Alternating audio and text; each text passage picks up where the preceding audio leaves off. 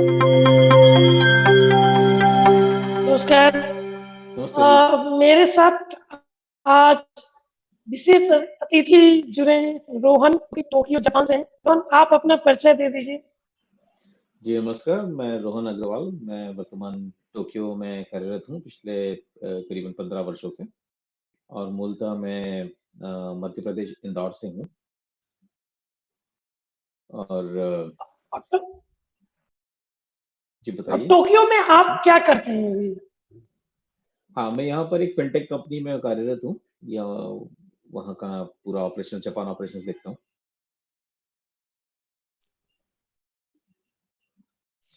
भारत से आप काफ़ी कनेक्टेड हैं, सोशल मीडिया पे भी काफ़ी एक्टिव रहते हैं। तो भारत आपका आना-जाना वर्ष में कितनी बार होता है? भारत का आना-जाना जो है कोरोना काल के पहले तक तो वर्ष में 2 बार हो जाता था। अभी जब से ये कोरोना शुरू हुआ है थोड़ा आना-जाना अभी इम्पैक्ट हुआ है, लेकिन उम्मीद है पुनः जो है उसी गति से दोबारा शुरू हो पाएगा। हुँ, और वैसे जो है ओके। आत्मा तो वहीं पे रहती है। सही कह रहे हैं। और एक अ अब ये आज का जो हम लोग शो कर रहे हैं, जो एजेंडा है, उसपे हम दर्शकों को बता दें।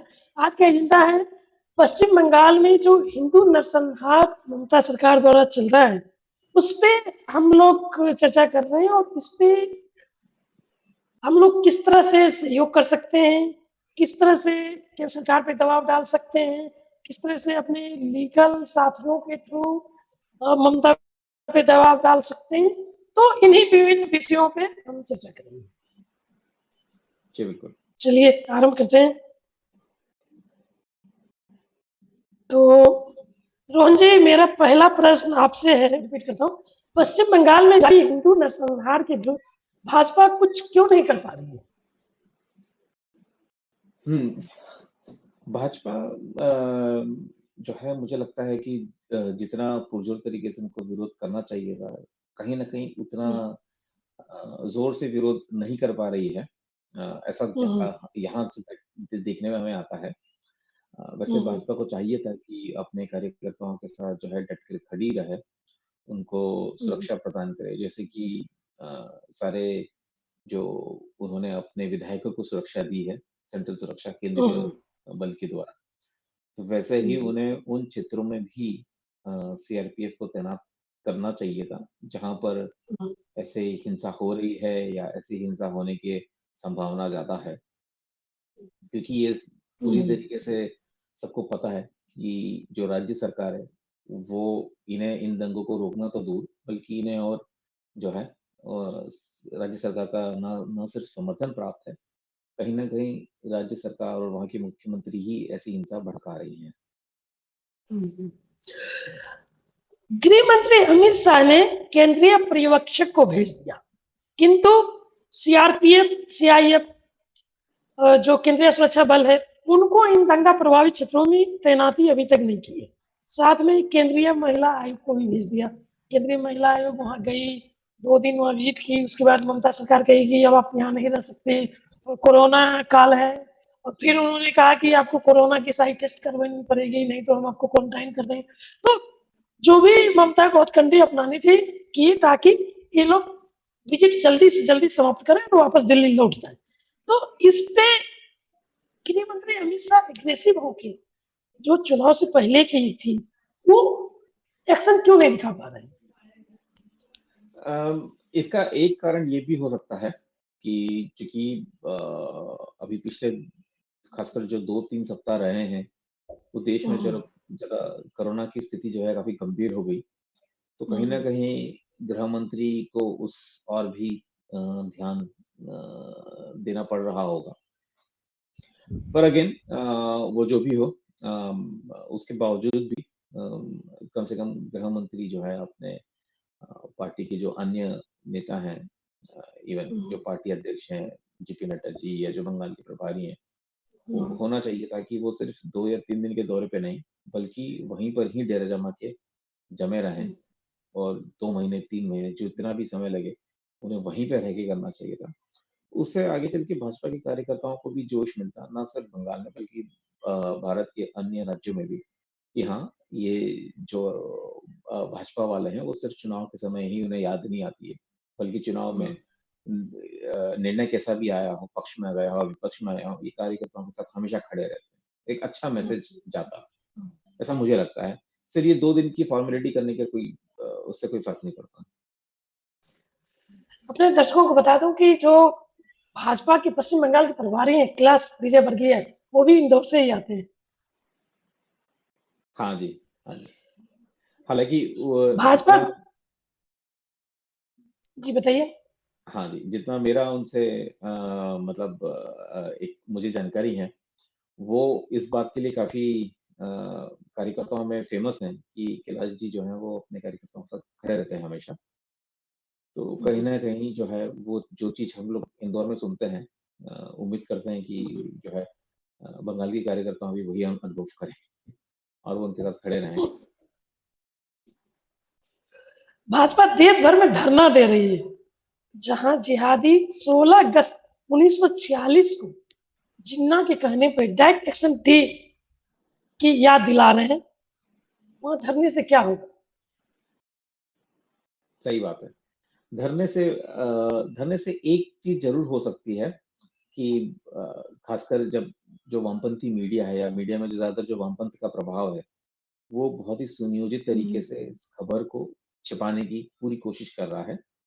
और जैसा कि हमने देखा, राज्य सरकार ने भी हलफनामा दे दिया हाई कोर्ट में कि स्थिति सामान्य है, कहीं कोई हिंसा नहीं हो रही और दूसरी तरफ खुद ममता बनर्जी 2 लाख रुपए का वो भी दे रही हैं अनुदान राशि जो हिंसा में आहत हुए हैं। तो ये ऐसे दोगलेपन को जो है, कहीं कोई बड़ा पत्रकार सवाल भी नहीं उठा रहा कि ये कैसे हो सकती है दोनों चीज़ें, दोनों एक साथ जा नहीं सकती है। तो खैर ऐसे धरने करने से कम कुछ मीडिया पे प्रेशर पड़ सकता है खबर पकड़ने के लिए। पर हाँ धरना जो है देखा जाए तो बहुत न्यूनतम एक जिसको कह सकते हैं प्रभाव डाल सकता है। आवश्यक प्रभाव तो बिल्कुल डाल नहीं सकता। अच्छा। 16 अगस्त 1946 को जब डायरेक्ट एक्शन डे हुआ था तो 10,000 लाशें कोलकाता की सड़कों पे बिछा दी गई थी। वहाँ पे जिहादियों ने पहले घात किया, बाद में हिंदू और सिखों ने प्रतिघात किया तो उसके पीछे हट गए। लेकिन काफ़ी ज़्यादा कैजुअल्टीज़ हुई थी और उनकी माँग थी कि पाकिस्तान जल्दी बनाओ, इसीलिए हुआ था। और अब जो हो रहा है, अभी एक तरफ़ा हो रहा है, लेकिन नंदीग्राम में फिर हिंदुओं ने काफ़ी प्रतिघात किया है तो पीछे भी हट गए हैं। उस पे हम आगे चर्चा करेंगे। अब तक 1 लाख लोग कूच बिहार से असम राज्य में जान बचा के भाग गए। कूच बिहार असम से सटा हुआ जिला है। उनके लिए भाजपा का क्या प्लान है? असम के जो नए मुख्यमंत्री हैं हेमंत बिस्व शर्मा काफ़ी आक्रामक माने जाते हैं। तो उन्होंने उनकी रहने की व्यवस्था, खाने-पीने की व्यवस्था की है। लेकिन उनको अपने राज्य जो उनका पश्चिम बंगाल राज्य है, उनमें वापस जाने, उनके पुनर्वास और उनमें उनकी सारी संपत्ति सुरक्षित मिले, उसके लिए क्या है? मुझे लगता है उनको जो है अच्छा प्रशिक्षण देना चाहिए। जैसे आपने कहा डायरेक्ट एक्शन डे की याद दिलाता है, तो उसी से हमें गोपाल पाठक की भी याद आती है। तो ये जो 1 लाख आए हैं, इन 1 लाख लोगों को गोपाल पाठक बनाना होगा। और बातों ही बातों में मैं ये भी चाहूँगा क्योंकि मैं खुद भी खेल प्रेमी हूँ, तो उन्हें उन्हें भी जो है अपने जो राष्ट्रीय खेल है भारत का उसका भी प्रशिक्षण दिया जाए, उसको बढ़ाने के लिए उन्हें हॉकी दी जाए ताकि वो जो है राष्ट्रीय खेल में पारंगत हो और उन्हें जो है यातायात सुरक्षा को ध्यान में रखते हुए उन्हें हेलमेट भी दिए जाएँ, ताकि वो मुझे लगता है फिर दोबारा अपने पुनः स्थान पे रह पाएँगे अगर इतना काम हो पाया तो। जी। एक डायरेक्ट एक्शन डे के दिन जैसा रोहन ने आपको बताया कि गोपाल पाठक जो कि एक खटिक थे, लेकिन उन्होंने जब काउंटर अटैक किया, तो ये सभी जिहादी फिर कोलकाता से भागने लग गए थे।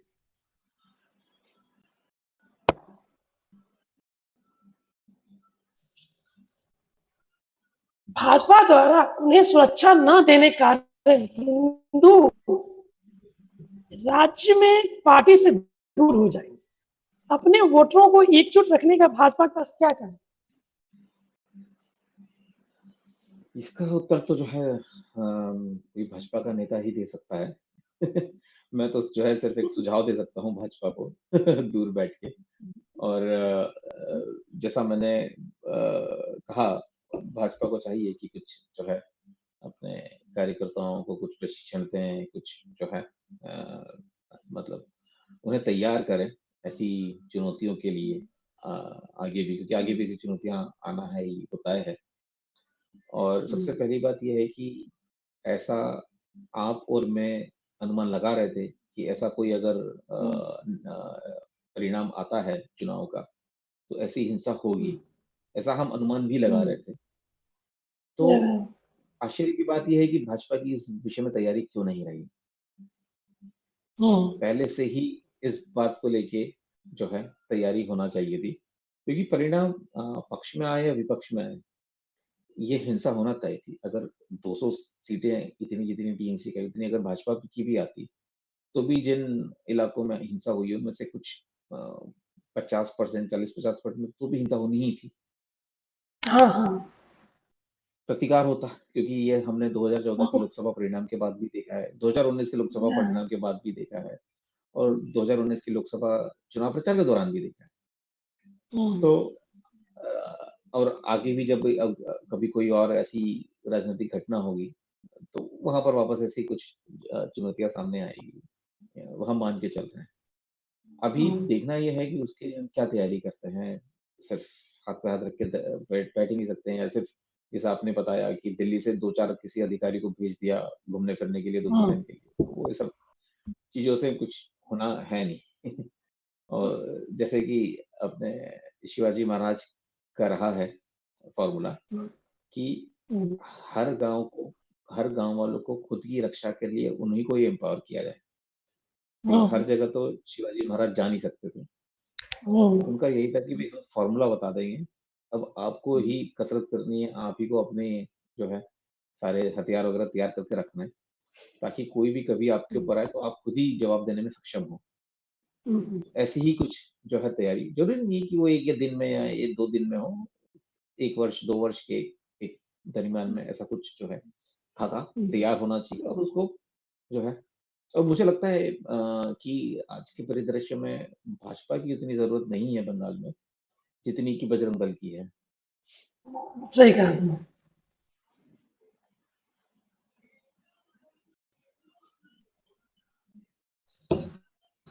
गृह मंत्री अमित शाह ने चुनाव बाद नागरिकता संशोधन अधिनियम लागू करने की प्रतिज्ञा की थी और ये पश्चिम बंगाल में बहुत मुख्य मुद्दा है, क्योंकि वहाँ पे मथुआ समुदाय और नामसूत्र समुदाय जो बांग्लादेश से सताए हुए शरणार्थी हैं, हिंदू शरणार्थी, वो पिछले 3 पीढ़ियों से नागरिकता के लिए भटक रहे हैं। उनके बच्चे विदेश यात्रा में नहीं जा सकते, उनके बच्चे विदेश में पढ़ नहीं सकते, उनको केवल राशन मिलता है, लेकिन उनका पासपोर्ट नहीं बन सकता क्योंकि उनको नागरिकता नहीं है।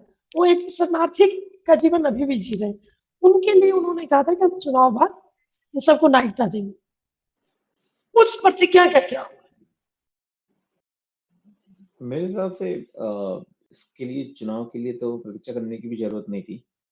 उन्हें इनफैक्ट चुनाव के पहले ही इसमें जो भी कार्रवाई थी वो कर देना चाहिए थी, क्योंकि जहाँ तक मेरा मानना है इसमें शायद ये मुद्दा जो है केंद्र सरकार के अधीन ही आता होगा। हाँ, राज्य ये सरकार केंद्र हो सरकार के लिए। सकता है राज्य सरकार की कुछ शायद नोटिंग या कुछ उसकी आवश्यकता हो। खैर आवश्यकता हो या चाहे ना हो, जो केंद्र सरकार कर सकती है वो तो केंद्र सरकार को कर देना चाहिए था। और अगर अभी तक नहीं हुआ है तो जल्द से जल्द होना चाहिए।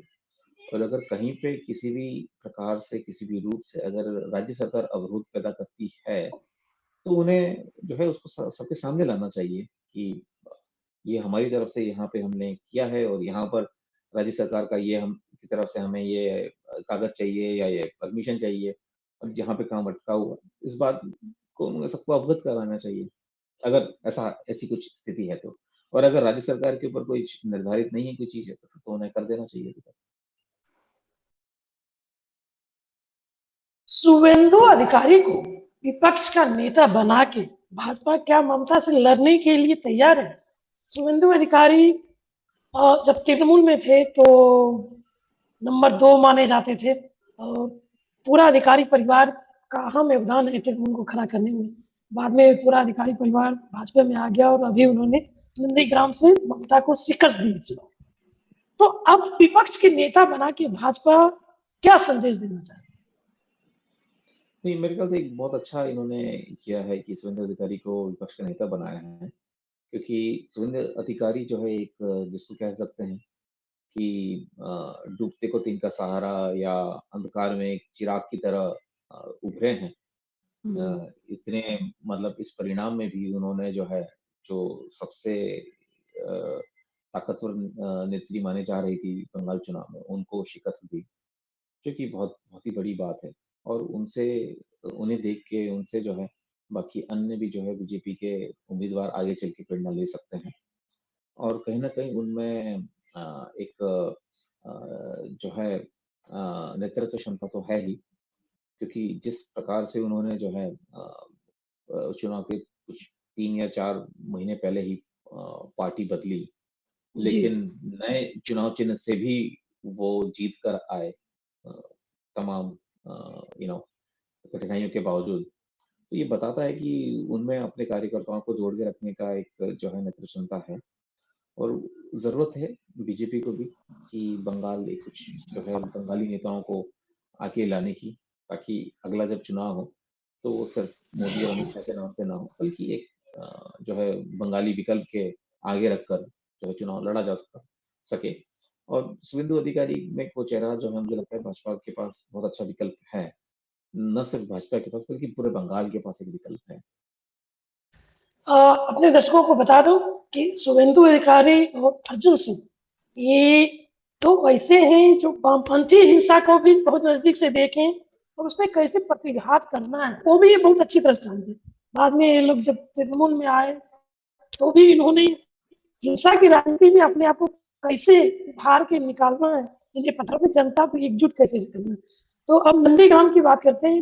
नंदीग्राम में भी तृणमूल के गुंडों ने काफी हंगामा किया, किंतु नंदीग्राम में मैं कल की रिपोर्ट बताऊं, शुभेंदु अधिकारी लगातार जमीन पे कार्य कर रहे हैं और भाजपा के कार्यकर्ता अब तृणमूल के कार्यकर्ता पर प्रतिघात कर रहे हैं। वहां से कई तृणमूल के गुंडे अपना खेत छोड़ के भाग भी रहे हैं और वो रात में भी अभी एक तृणमूल के हमले में घायल कार्यकर्ता से मिलने के लिए गए थे, हालांकि उनका रात में हॉस्पिटल में निधन हो गया।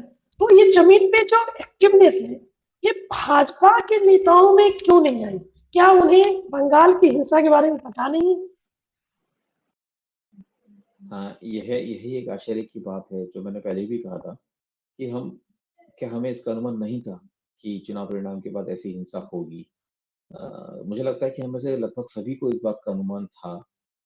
और ये कहना कि हम सबको अनुमान था, लेकिन सिर्फ भाजपा नेताओं को अनुमान नहीं था, तो ये तो बेईमानी होगी। अनुमान होते हुए भी उन्होंने कुछ नहीं किया, ये बहुत ही जो है आश्चर्य की बात है। और उनके जो है नेतृत्व क्षमता पे भी प्रश्न उठाता है। और कहीं न कहीं जो है कार्यकर्ताओं के अंदर जो है एक कॉन्फिडेंस की कमी जो है, ये सब चीज़ें क्रिएट कर सकती है। तो ये ठीक है, अभी प्रतिकार की अच्छी बात है, लेकिन देखा जाए तो उसके पहले ही उनको शुरुआत में ही तैयारी ऐसी होनी चाहिए थी कि कोई अगर करने आता हिंसा तो उसका अच्छे से स्वागत होता। एक समान नागरिक होने के नाते राज्य में जारी हिंसा पर आप क्या सोचते हैं, क्या राय देते हैं? मेरी राय ये है इसमें, भाजपा को तो जो करना था वो तो करना चाहिए ही। उसके अलावा मुझे लगता है कि जो तमाम जो पत्रकार हैं, अ, उन्हें जो है आपसे प्रेरणा लेनी चाहिए। आप जिस जो है ईमानदारी से और जिस गंभीरता से इस मुद्दे को उठा रहे हैं, अगर ऐसी ही ईमानदारी से या गंभीरता से जो है जो बड़े-बड़े जो न्यूज़ चैनल चलाते हैं, उसपे जो प्राइम टाइम में आते हैं लोग, जो बड़ी-बड़ी बातें करते हैं कि ये टीआरपी है, वो टीआरपी है, इतना तेज़ है, उतना तेज़ है। वो अगर करते तो सही मायने में वो अपने जो है कार्य से जस्टिस कर पाते। दूसरी बात ये है कि जो हाई कोर्ट या सुप्रीम कोर्ट के जजेस हैं, जो हर छोटी-मोटी बातों पे अपनी लंबी-चौड़ी, बड़ी-बड़ी प्रतिक्रिया देते रहते हैं, जो बीसीसीआई को सिखाना चाहते हैं क्रिकेट कैसे करवाना है, जो मुंबई में डांस बार खुलवाने के लिए चिंतित रहते हैं, जो आतंकवादियों के लिए रात में 2 बजे सुनवाइयाँ करते हैं। उनका इस प्रकार से गांधी के तीनों बंदरों की तरह चुप हो जाना, आँख बंद कर लेना, बहरे हो जाना, जो है ये एक भारतीय न्याय के लिए काफ़ी आघात करने वाला है। और तीसरी बात जो हम सब आम जनता के लिए है, हमें अपने-अपने स्तर पे भाजपा कुछ करे ना करे वो भाजपा की समझ का टेंशन है, लेकिन हमें अपने ज़िम्मेदारी से उसको उठाना चाहिए और हमारे हमारे संपर्क में जो भी बंगाली आते हैं, उनके उनके साथ हम खड़े रहें, ढाढ़स बंधाएँ और अगर कोई जो है उसको जस्टिफ़ाई करता है, तो हम जो है उन्हें पूरे तर्कपूर्ण तरीके से उन्हें एहसास कराएँ कि वो उन्हें जो है ऐसी हिंसात्मक चीज़ों का साथ नहीं देना चाहिए। और ये इन सब जगह से जब एक प्रेशर पड़ेगा, हो सकता है 1 दिन, 2 दिन में बदलाव ना आए, लेकिन महीने, 2 महीने, 6 महीने के अंतराल से बदलाव आएगा। अभी जैसे हमने देखा, एक समय था बिहार में जो है किडनैपिंग, गुंडागर्दी बहुत आम बात मानी जाती थी। लालू राज चलता था, राबड़ी गलत राज चलता था। लेकिन जिस प्रकार से पूरे देश में जो है में बिहार की एक गलत छवि बनी और हर किसी ने जो है बिहार में जो आए दिन हिंसा जो होती थी उसके ऊपर जब लोगों ने उसको नकारा, तब जाके धीरे-धीरे जो है एक एक आम बिहारी में भी एक ये प्रश्न उठा कि नहीं मुझे मेरे बिहार को सुंदर बनाना है और हो सकता है अभी भी और ज़रूरत हो बिहार में सुधार की, लेकिन ये इस बात से कोई इनकार नहीं करेगा कि लालू राज से और अभी के समय में काफ़ी परिवर्तन आया है। जी। तो वैसा ही बंगाल में भी आने की उम्मीद है। ऐसा हम उम्मीद कर सकते हैं, शासन किसी का भी रहे। आज के शो में इतना ही। आपका कोई प्रश्न हो हमारे दर्शकों के लिए, आप बताइए? नहीं मेरा तो बस यही सुझाव है और सबसे विनती है कि कहीं भी कुछ भी ऐसी हिंसात्मक घटना हो, तो वहाँ हमें जो है चुप नहीं बैठना चाहिए। हमें इसकी निंदा करनी चाहिए और अपने-अपने स्तर पे इस मुद्दे को उठाना चाहिए, ताकि जो भी इसके दोषी हैं, वो कहीं न कहीं प्रेशर महसूस करें कि अगर वो ऐसे गलत काम करेंगे, तो उन्हें इतनी आसानी से कोई छोड़ने वाला नहीं है। बस यही आज के लिए मेरी तरफ से। जय हिंद। चलिए, नमस्कार।